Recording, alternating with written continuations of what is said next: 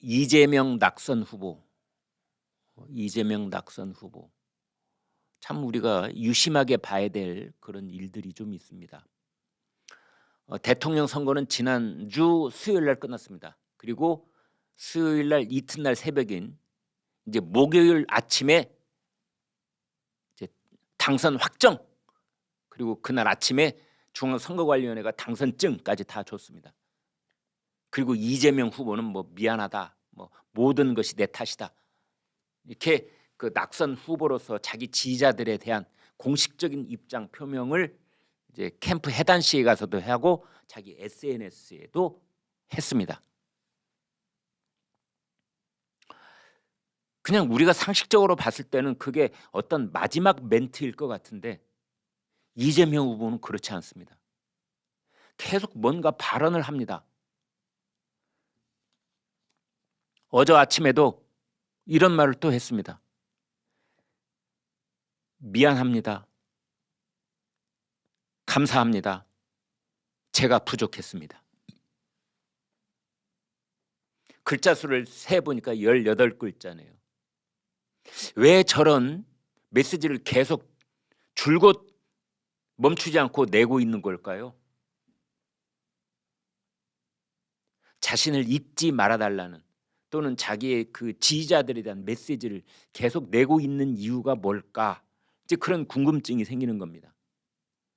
지금 댓글이 어제 저녁 기준으로, 어제 밤 늦게 기준으로 7,500개, 지금은 뭐 10,000개 가까이 됐을지도 모르겠어요. 들어가서 헤아려 보지는 않았습니다. 근데 그 댓글들이 대개 5년 후를 기약합니다. 너무나 멋지십니다. 부족하다니요. 이 후보님 전혀 부족하지 않습니다. 이렇게 그 이재명 후보에 대한 아주 애틋하고도 강력했던 지지자들의 댓글이 대부분입니다. 이제 그것을 어떤 정치적 에너지 삼아서 이재명 후보, 전 후보죠, 이제 뭔가 3월, 4월, 5월, 6월 지방선거 때까지 뭔가 정치적 재기를 지금 꿈꾸고 있는 게 아니냐, 이런 분석까지도 나오고 있는 겁니다.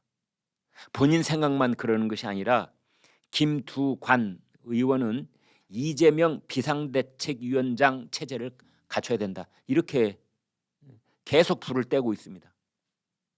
윤호중 비상대책위원장이라니, 책임을 져야 될 사람 중에서 첫 번째 책임자가 윤호중 원내대표인데, 아니 당신이 비상대책위원장을 맡으면 이게 말이 돼? 라고 이제 김두관 의원이 질타를 하면서 대신 국민의 48%가 지지했던 이재명 후보가 비상대책위원장을 맡아야 되는 거 아니냐, 이제 그러고 있습니다. 반면에 이상민 의원은 그것은 섣부른 생각이다, 이렇게 지금 민주당 안이 매우 시끄럽습니다.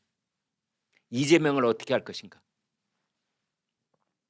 이재명이 다시 지휘봉을 잡고 6월 1일에 있을 지방선거를 치러야 할 것인지 아닌지, 외부에서 무슨 인사라도 영입을 해야 되는 건지, 윤호중 비상대책위원회를 그대로 꾸려 나가야 되는 건지, 뭐 이런 얘기입니다. 근데 11시 김광일 쇼가 보기에는 그 이재명 전 후보는 지금 검찰, 경찰 이쪽에 수사가 잠정 중단돼 있는데 이재명 전 후보가 그 수사로부터 자유로울 수 없는 그런 일들이 8가지나 있습니다.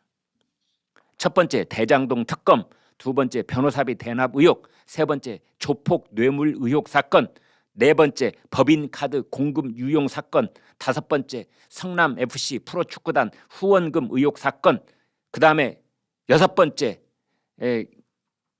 경기주택공사의 그 합숙소 의혹 사건, 일곱 번째 큰아들 도박 및 성매매 의혹 사건, 여덟 번째 해경궁 김씨 사건.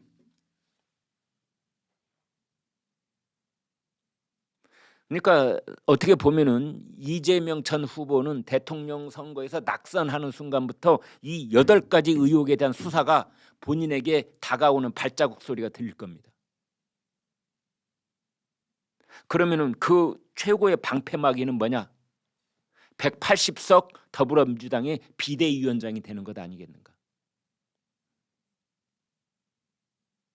그래서 이제 이재명 전 후보의 그 내재적 접근을 해본다면, 본인의 속마음 속으로 저희가 한번 들어갔다고 상상을 해본다면, 이렇게 끊이지 않고 메시지를 내는 이유, 지지자들에게 메시지를 내는 이유, 겸손한 모드로 미안합니다, 제 탓입니다, 제가 부족했습니다, 이런 메시지를 내는 정치적 함의가 없겠는가라는 분석도 가능하다고 봅니다.